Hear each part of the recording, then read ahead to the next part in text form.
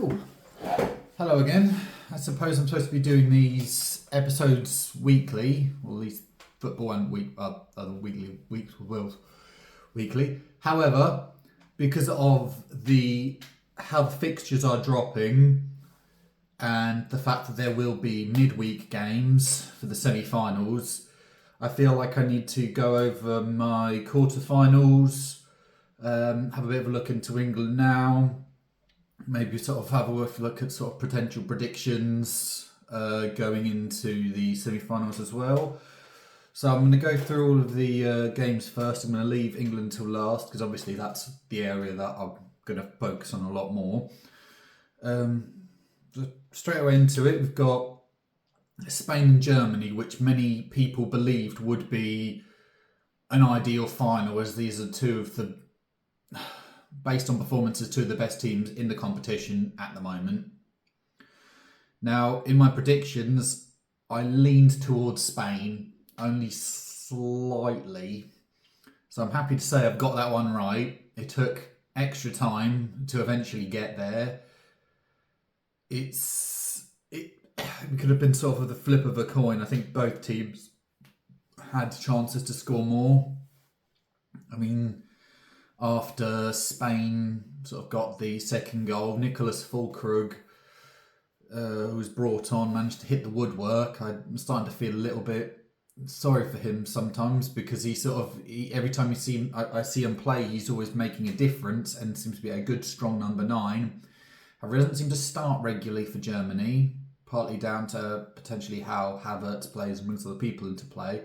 But Füllkrug also starting for Dortmund, sort of his chances that could have helped against Real Madrid in the final of the Champions League. Just sort of a nearly sort of person at the moment, not being clinical enough when the time when it really matters, which is a bit unfortunate. So besides that, obviously, Mika Marino getting the winner, ex-Newcastle, was still obviously a very, very good player, having left England. In particular, I'm quite enjoying out this Spanish team. If I was to pick a player of the tournament so far, it could easily be Fabian Ruiz from PSG. I think his technical ability has been amazing. He's just different class on the ball. And he's not someone that plays regularly in the first 11 for PSG. So if I was a big team looking at a Champions League looking team, I would have a serious look at him, because I believe PSG are trying to favour French players in their setup, so they're going to prefer playing people like Zaire Emery, who obviously still is a quality player, over someone like Fabian Ruiz. So I think that leaves the door open to many a team sort of going in for him, providing they don't obviously get priced out, depending on how PSG value him as a player. But shout out for potential player of the tournament so far. Moving on to that, we have the Portugal-France game, which is on the same side, which I'm not going to lie, was pretty dull. It's sort of not a game it's a game I struggled to focus on. Neither team in the previous rounds have looked very clinical, and that still, how I would look at things, they still don't look very clinical. I mean, it's just sort of the thickness of the post sort of denying Portugal going out to France on penalties. France having yet to score, having one of their own players score from open play. It's not a penalty or an own goal or something like that. It's not very exciting. And they just sort of somehow limped their way to a semi-final almost. Like, there's such quality in that team, and you wonder, this is sort of Didier Deschamps' style of play. Has always been, it's been pragmatic. It's never necessarily been fun and amazing for the quality of players that they have at their disposal. It just gets the job done, and they're just sort of creeping forward. So it's not very inspiring, but it is what it is, unfortunately. They have gone through. Moving on to the next game of the Netherlands-Turkey. Out of the quarterfinals, this was probably one of the more interesting views, I believe, sort of with emotion aside from the England game. It just seemed to be a bit more, both teams wanted to go for it. There's not many teams seem to are going down that route. A lot of the teams throughout the tournament have often thought defence first, and I don't think that's ever been the case with these two teams. So quite thankfully, it's led to a very interesting game. Both teams wanting to go for it, both teams creating chances. Sort of a goalkeeper sort of called into action a lot of the time. In this situation, unfortunately, this suited Netherlands. So continuing my predictions of being right so far, obviously I believed France in the previous one would be a bit more clinical. Obviously not the case. But the Netherlands just had, if both teams are naturally going forward, both teams have a lot of quality going, both teams have a lot of quality going forward, but Netherlands have that little bit more. So people like Cody Gakpo, Memphis Depay, very good technical players. And so, going on from that, have the England game. Ugh. What do I have to say about the England game? It's, I mean, we got through. There's a lot of excitement over it being a penalty shootout. And I get the excitement because from previous years, you look at the penalty shootouts and you sort of think, ugh, we're out here. It don't really seem to feel like that. Every single penalty taker that stepped up, you felt confident. This was the best. This was the best five that we could have, so that we could take for having penalties, and every single one of them was perfect. And so it's sort of just a case of Switzerland obviously missing. Whilst watching these shootouts, I always tried to predict where people are going to place the penalties and if they're going to score or not. And I called it straight away. Manuel Akanji's run-up for his penalty did not look like a comfortable one, even if he is an experienced player for Switzerland. And so it was a nice sort of easy save for Pickford, who obviously had his water bottle showing off the where he believed all the players were going to position themselves. So a deeper look into this, obviously us winning 5-3 on penalties, with it being 1-1 with it after extra time. I'm a little bit disappointed, really, as in my predictions I was under the idea that if we didn't change enough that we were very likely to go out again, and in all honesty I don't think we did change enough. Now, you can argue there was a change in formation to a 3-5-2. Oh, not even a 3-5-2. Sorry, so a 3-4-2-1. But it's not it was never a change of personnel or sort of enough of a system change, as it were, as the players are still carrying out their same roles and their same positions. Obviously, Konsa coming in for Guehi, not looking out of place at all. And then you look at the rest of the lineups. You've still got Trippier still sort of along the left, wanting to cut back onto his right foot to sort of swing pass in, sort of swing crosses in. You've got Saka coming in as your right wing back. You've got Walker playing as your centre back. So Walker sort of sticking back, using the pace for recovery. It didn't look like there were too many. There were too many players that really sort of going for it. If I couldn't pick a lot of players that I thought, you know what, you've had a good game. There's probably only one exception to this, ironically being the player that I thought might well be dropped for this game. Bukayo Saka continuously tried it on with the defender, had a lot of luck getting through there, and obviously eventually got the goal. I think the goal in itself, I question the goal their goalkeeper. be on the basis that after he's taken the shot, the goalkeeper, I think, is standing in a good position, but isn't convinced to make the dive, so he stands there. He believes, at least it looks like he believes, that ball he thinks is going past the post. Obviously, it's going very close and comes in off the post. So I think it's a poor judgment on his part, really. I think if the goalkeeper commits to it, he makes the save. Thankfully, obviously, he didn't. But beyond that, sort of with Bukayo Saka's cutting in, you're then looking at your players getting in the box. You're looking at your big physical presence. Someone's going to get head on it. Your Bellinghams, your Harry Kanes. It's very rare that I ever saw these players making those runs into the box for him, sort of get into the byline, cut it back. It didn't have. We didn't create a lot of chances from that.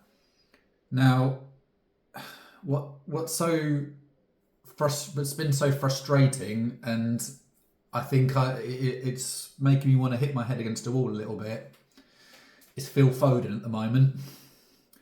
Is, as sort of stated in the previous video, you either need him occupying that 10 space, which Jude Bellingham is currently occupying, or he needs to come off the bench. I don't think I ever saw him I didn't see anything of him pretty much in that previous, that game against Switzerland. He's not going to commit to the left wing. Granted, he's probably potentially worried about having a left wing back, but that's not really an excuse playing to the left hand side. He comes in to the same space. What's the point? You're crowding things up there. There's no. We're just going to leave a blank open space to the left for no one to go into, no one to attack. We're not going to swap Bellingham out for Foden, as Bellingham has clearly shown more clutch moments, as it were, within England shirt, which Foden is still technically an amazing player, but you're trying to shoehorn him in because he's a good technical player. Doesn't mean you should shoehorn him in. So he still needs to be. It's the one change. Well, it's one of 3-4 changes I'd potentially look at for the next game, which is ideally looking at a winger potentially, or I don't know, or you just need someone to keep some width there. Obviously, the ideal shout might be Anthony Gordon being one of the natural left wingers, but I firmly believe if you said to someone like a Cole Palmer, stay out wide, sort of come in, I don't want you occupying this space, I think he would get that message. So potentially Palmer on for Foden. Naturally, Palmer obviously prefers the right, but I think he could do a job on the left. I think he's more malleable position-wise because he naturally starts off as a winger before playing as a 10. He has the ability to stay out on the wide, sort of in the wide position. So I'd be looking at potentially Cole Palmer starting, or if worst case, sort of an Anthony Gordon. I'm slightly worried that obviously this is going to fall on deaf ears. Not that Gareth actually pays attention to my channel. Now, the other changes, I am of the belief that regardless that he had a good game, he will come back into it as he has been one of our star players. I would also think that this might be Trippier's time now to be dropped for Luke Shaw. Luke Shaw coming on, getting minutes. He looks like he's fit, and we need to have balance. We need to have some ability going down that left-hand side as well as the right, because if everything gets funneled down there, teams can work it out, they can predict it, they can stop it. So you need to have options there. I naturally think having Luke Shaw on the left is going to help whoever else sort of sticks to the left up front, whether it is Palmer, Gordon, or unfortunately Foden. And then one other position which infuriates me, but I don't believe will get changed, is Harry Kane. Throughout the game, I saw him more take up the position of a CDM than a striker. And I get the whole striker's got to come in and help out the team. And don't get me wrong, he does do that, but that's not what we needed him to do. You need people in the box. You want to have wingers like Saka sort of going forward, cutting that ball back.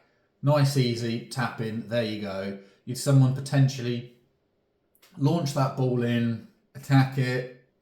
Kane's perfect at that. As a poacher, you need to say, I want you in the box. I don't want you going anywhere else. Tough shit. Because otherwise, you're just coming back, you're clogging things up, and it wasn't necessarily even needed having the extra body there. So, ideally, you're looking at the 2-3 changes. Some of those more realistic than others. I firmly believe Sean Gehi will come back into the team. We'd like Foden to go. Not likely of happening. Gareth has shown a particular loyalty towards some players, arguably more than he should have. And so, yeah, that's sort of what we think. So I'm just going to have a quick go and do the predictions. So I will start with Spain and France. Now, I really, really hope, I firmly believe there's got to be Spain going through here between Spain and France. France have looked, to be perfectly honest, their man of the match throughout most of their games, their player of the tournament as it were, is potentially the 30-plus-year-old N'Golo Kante, obviously playing in Saudi Arabia. He's still just as effective, just as good as ever, and you're not seeing a lot from an Mbappe or a Griezmann going forward, and they look like they could be got at potentially with some pace, as it looked like that in the quarterfinal against Belgium. Jeremy Doku had a lot of fun getting at their right back, and so I think you need someone with a pace but a bit more quality to go at, and so I think someone like Nico Williams could really do some damage to that French team unless there's something else sort of done tactically. So yeah, I would like to say probably 1-0 Spain. I don't see them scoring many, but I kind of hope that Spain do get through as well, because they've just played better football. In an ideal world, you want the two teams playing the best football in the final. You want to have the best final possible, and I don't see that being one with France anymore. It's Spain's lose as far as I'm concerned. And then looking into the other game, England-Netherlands. So, like I sort of stipulated in previous videos, I firmly believe if sort of changes are met and we're looking at actually going at teams a bit more, that England can win the game. I think Netherlands obviously a step up on quality again from Switzerland. However, I firmly believe, regardless of the defensive quality that the Netherlands do have, they naturally want to go forward, and I believe they will leave more gaps behind them, to which I could see a Bukayo Saka or another pacey winger exploiting. I think Harry Kane will probably struggle in this game. I think he could get marked out very easily by a Van Dijk or a De Vrij. So you need those sort of creative, mobile players to really play an influence there. I'd be slightly worried as well if Kyle Walker continues to start. I think he has looked rather not quite himself in these tournament games. I think he looked very poor against sort of in the quarterfinals, getting done sort of repeatedly by their left winger. And he's still not looked very sharp in the previous game against Switzerland. And my concern is I firmly believe that if Netherlands are to do anything, it's going to be through Cody Gakpo. Everything has almost gone through him. He's always looked to just drive at people and get a shot off. And I think he could get the better of Kyle Walker, which concerns me. So, that being said, I don't see this being a game that England keep a clean sheet, but I don't see this as a game that I think the Netherlands can keep a clean sheet, as I think they're struggling to do so throughout most of their games. So I would say a 2-1 England win, I believe, providing that that he has made some changes. The idea of having Luke Shaw back sort of excites me as well, but I want to be looking at that 60th, 70th minute mark. I want to be seeing those changes happen earlier. I want to see a proactive manager, not a reactive one. I want you to sort of see this game's getting away from us. What can we do? Oh, we can cause a bit of chaos. We can throw Ivan Toney on. They're not expecting that. Don't have to deal with that. Sort of bringing them of those impact players on earlier to give them a chance to do something good. But so that's my sense in all, I suppose. So, ideally looking at Spain-England final. I'll get back to you, or at least on the football side of things, on Thursday, and on the other side of things, with the other series, I will see you tomorrow. Cheers.